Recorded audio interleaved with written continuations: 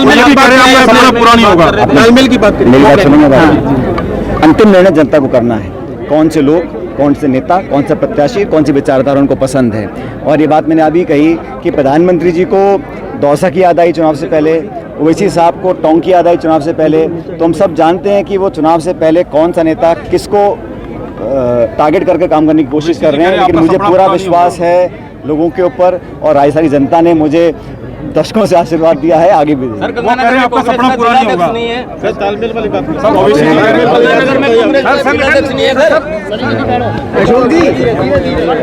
आई है कि ईडी ने कुछ छापे डालने की कोशिश करी है रायपुर में। अब छत्तीसगढ़ में 2 दिन के बाद कांग्रेस पार्टी का अधिवेशन होगा, राष्ट्रीय अधिवेशन हो रहा है।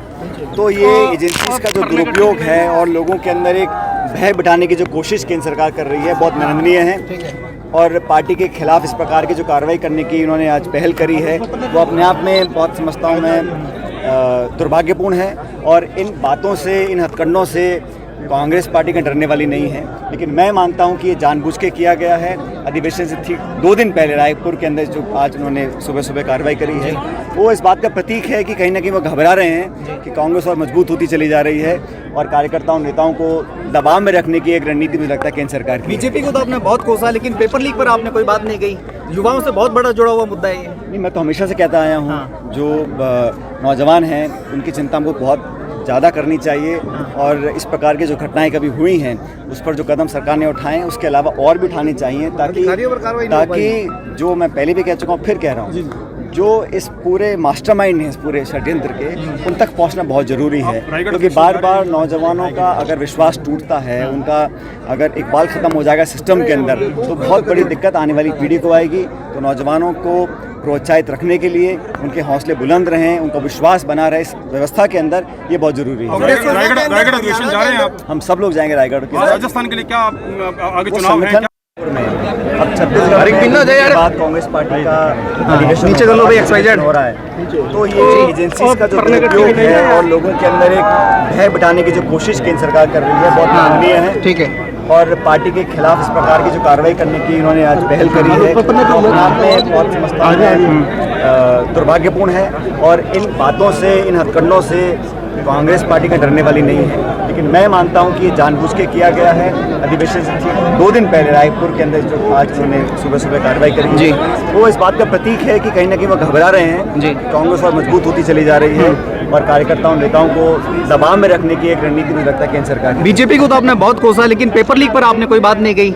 युवाओं से बहुत बड़ा जुड़ा हुआ मुद्दा है ये। मैं तो हमेशा से कहता आया हूँ, जो नौजवान हैं उनकी चिंता हमको बहुत ज़्यादा करनी चाहिए।